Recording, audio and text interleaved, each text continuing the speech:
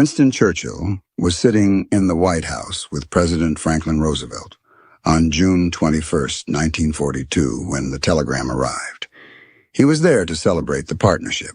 Instead, he had to open the worst news of the war in front of his more powerful ally. Tobruk had fallen to Field Marshal Erwin Rommel. 33,000 British and Commonwealth soldiers had surrendered. It was one of the largest capitulations in British military history. The fortress that was supposed to hold indefinitely had collapsed in a single day. Churchill later wrote about the moment he received the news in Roosevelt's presence. "Defeat is one thing," he said.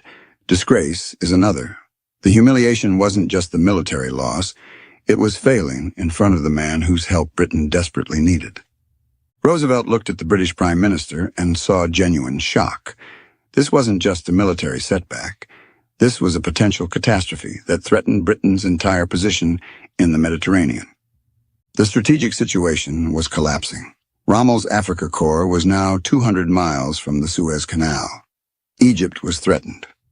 The entire British position in the Middle East was on the verge of total collapse. In Cairo, British officials were burning documents.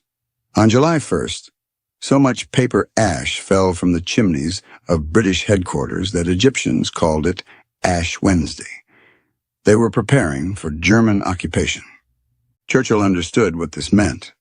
Without Egypt, Britain would lose access to Middle Eastern oil. Without the Suez Canal, convoys would have to sail around Africa. Without North Africa, the entire Mediterranean would become an Axis lake. The desert fox had won again. And this time, there was no defensive line left to stop him. Roosevelt asked Churchill a simple question. "What can we do to help?" Churchill's answer was blunt. "Give us as many Sherman tanks as you can spare." The M4 Sherman was brand new. These were the first Shermans off American production lines. The 1st and 2nd Armored Divisions were training on them for eventual combat. Roosevelt would have to take those tanks and send them across the Atlantic. Roosevelt didn't hesitate. He turned to Army Chief of Staff George Marshall and asked what could be done. Marshall understood the necessity. Britain had to survive in North Africa, or the entire Allied strategy would collapse. But he also understood what this would cost. He would have to tell American soldiers in Kentucky and Texas that their tanks were going to Egypt, that British failures meant American boys would wait. The decision was a sacrifice, not a policy. 300 M4 Sherman medium tanks would be diverted from American stocks. 100 M7 Priest self-propelled guns would go with them. American armored divisions would have to wait months for replacement equipment. The reason Churchill needed American tanks was simple. British tanks couldn't fight German tanks and win. The British 8th Army was equipped with Crusader and Valentine tanks. Both mounted the 2-pounder gun, a 40-millimeter weapon that had been obsolete since 1940. British tank crews knew the sound. The 2-pounder ping. The metallic ring of their shell bouncing off German armor. Then the terrifying silence as the Panzer turrets slowly turned toward them. Against the newer Panzer III and Panzer IV, British crews were dying because their shells couldn't penetrate. The technical problem was worse than penetration. The 2-pounder couldn't fire high-explosive shells. British tanks had no way to kill German anti-tank gun crews. They could only fire armor-piercing rounds that were useless against infantry and artillery positions. German 88-millimeter anti-tank guns would sit behind the Panzers and destroy British tanks with impunity. British crews could only die or retreat. The British did have some American M3 Grant and Lee tanks with 75-millimeter guns, but the M3 was a stopgap design with the gun mounted in a hull sponson. The tank couldn't fight hull down. It had to expose its entire body to fire, while the Sherman could peak just its turret over a ridge. It was better than the Crusader, but still inferior to German armor. The Sherman offered something British tanks didn't have. The 75-millimeter gun could fire both armor-piercing and high-explosive shells. It could kill panzers and suppress anti-tank guns. It was the first Allied tank that could face the Panzer IV Special on equal terms. 300 Sherman tanks and 100 self-propelled guns left American ports in July 1942. The shipment represented thousands of tons of equipment, ammunition, and spare parts. The tanks couldn't travel through the Mediterranean. German and Italian aircraft controlled that sea. The ships would sail south around the Cape of Good Hope. The voyage would take months through 15,000 miles of U-boat-infested waters. Churchill knew every day counted. Rommel was regrouping for a final push toward the Suez Canal. On July 16, 1942, the SS Fairport was steaming north of Cuba when German submarine U-161 found her. The torpedo struck amidships. The ship went down quickly. 52 Sherman tanks sank with the Fairport. Worse, the ammunition, engines, and spare parts went to the bottom. Steel hulls could be replaced. Radial engines and precision parts took months to manufacture. Nearly 1/6 of the shipment was gone. Churchill began composing a message to Roosevelt, explaining the loss and requesting replacements when he received unexpected news from Washington. The Americans had already sent them. The United States government didn't wait for Churchill to ask. Within days of the Fairport sinking, American officials ordered a replacement shipment. The SS Seatrain Texas was loaded with 52 Sherman tanks, and the engines lost with the Fairport. The ship was a specialized heavy lift vessel, faster than standard merchant ships. Then it sailed alone. No convoy protection, no destroyer escorts, just one ship crossing the Atlantic at maximum speed through waters where U-boats hunted in packs. The crew knew the stakes. If they were spotted, they were dead. If they didn't make it, Montgomery's offensive would fail. It was a ghost ship racing against time and German torpedoes. The gamble worked. Despite leaving port weeks later, the Seatrain Texas arrived at Port Tawfik on September 3rd, the same time as the surviving ships from the original convoy. The replacement tanks arrived on schedule. Churchill later wrote that a friend in need is a friend indeed. Bernard Montgomery took command of the British Eighth Army on August 13, 1942. He was 54 years old, methodical, and absolutely convinced of his own genius. Montgomery reviewed the tactical situation and came to an immediate conclusion. He would not attack until the American tanks arrived and his crews were trained on them. Churchill was furious. He needed a victory to save his political career. The British public was demanding action. Parliament was questioning his leadership. Rommel was exhausted from his advance. His supply lines stretched thin. Every day of delay gave the Germans time to dig in and reinforce. Montgomery refused with icy professionalism. He told Churchill that attacking with inadequate equipment would result in another defeat. British tank crews needed time to master the Sherman systems. The gun sighting was different. The engine was different. The armor thickness changed tactical doctrine. Churchill sent messages demanding action. Montgomery sent back detailed explanations of why rushing into battle would be disastrous. The tension was simple. Churchill needed a victory now. Montgomery needed to win. The attack would wait for the Shermans. Montgomery's arrogance was actually a shield for the American tanks he knew he needed. The Sherman tanks began arriving at Port Tawfik in early September 1942. British tank crews saw them unloaded and understood immediately that these were different from anything they'd operated before. The Sherman was heavier than British tanks. The radial engine was more powerful but also more complex. The 75mm gun required different ammunition handling procedures. Everything from the transmission to the turret traverse mechanism was unfamiliar.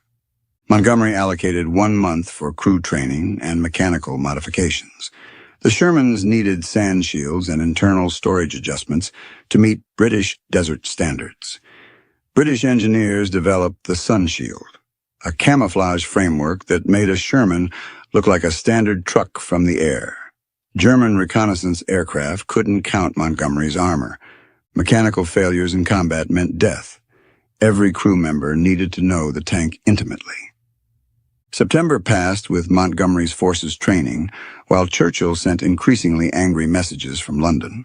British crews drilled on the Shermans daily. Drivers learned the transmission. Gunners mastered the new sights. Loaders practiced ammunition handling until they could reload in darkness. By early October, Montgomery's army included approximately 250 to 300 operational Sherman tanks. They represented 30% of his total armored strength, but they would provide the bulk of his heavy hitting power. Montgomery was ready. The attack would begin on October 23, 1942. The Battle of El Alamein began at 9:40 p.m. on October 23rd with a massive artillery barrage. 1,000 guns opened fire simultaneously. The bombardment lit up the desert night.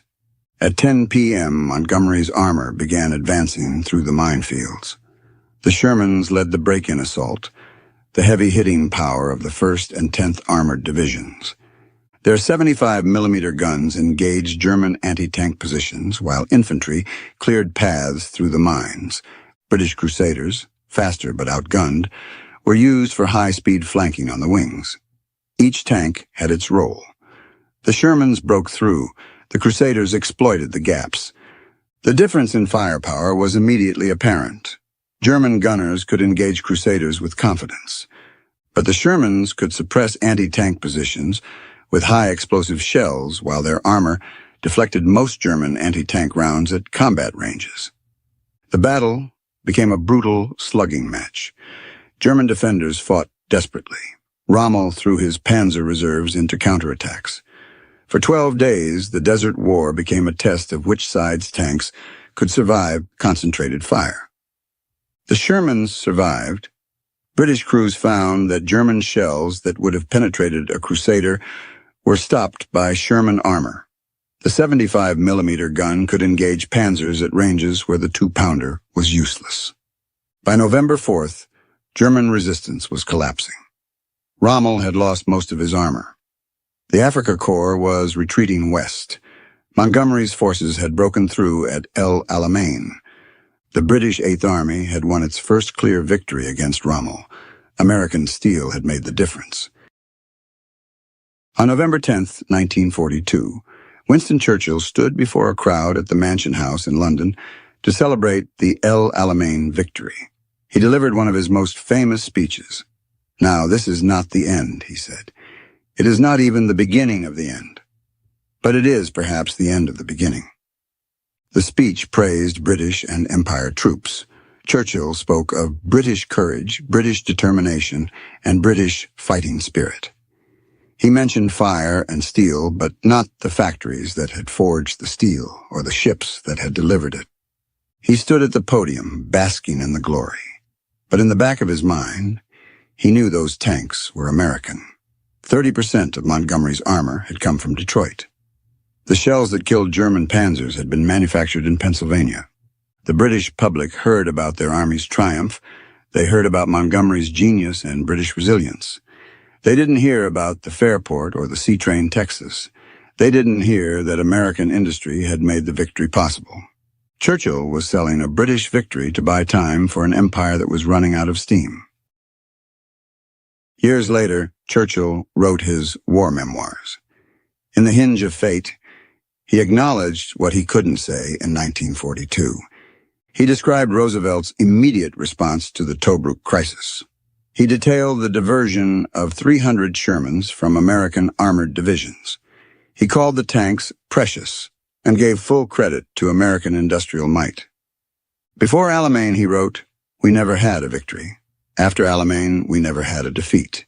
The battle was a turning point because of what the Americans had provided." But memoirs are read by historians, not by the masses. The public mythology remained unchanged. Montgomery's genius had defeated Rommel. British grit had won the Desert War. And the dependency Churchill privately acknowledged in his memoirs had become total by 1944. 60 to 70% of the British Eighth Army's trucks were American-made. The GMC CCKW, the American 2.5-ton truck, was the backbone of Montgomery's supply line from the ports to the front. British logistics ran on American wheels. The tanks that led the advance through Italy and France were American Shermans. The aircraft providing close air support were American P-40 Kitty Hawks. The fuel that powered British operations came from American tankers crossing the Atlantic. Without American production, the British Army would have been immobile. The empire that ruled a quarter of the globe couldn't equip its own forces for modern warfare. The history books often frame El Alamein as the British turning point of the war. And in terms of the men on the ground, that is true. British grit and Commonwealth courage were the blood paid for every mile of sand. But the fire and steel Churchill spoke of in his victory speeches didn't originate in London. The dependency that began in the White House in June 1942 was a sobering reality that Churchill spent the rest of his life managing. It was a secret kept to preserve the dignity of an empire that was rapidly running out of time. The partnership between the two powers saved the West. It was a bond that won the war. But the logistics of North Africa proved that the world had changed. The era of the British Empire was over. The era of the American superpower had begun.